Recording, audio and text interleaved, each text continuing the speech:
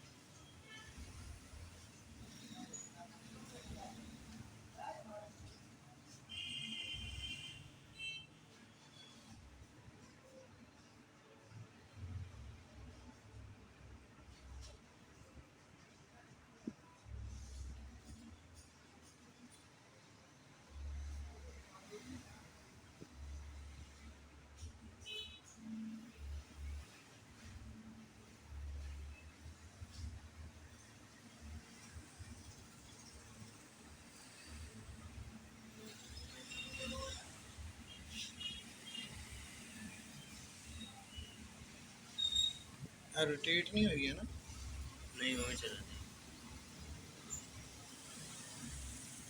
चलो ठीक है वैसे रोटेट करने वास्ते इस तरह की थी रोटेट हो गई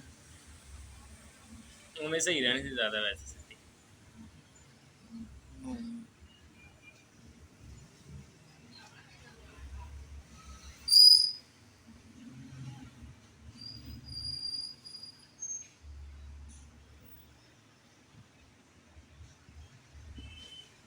ये लोग लगे सी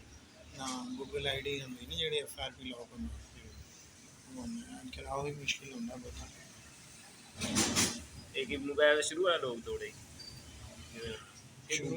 गूगल ID जी होंगी वो बाईपास की गूगल अकाउंट बाईपास जिन्हें कहते हैं ना वो किया ऑनलाइन जिन्हें करें नेट के जरिए करेंगे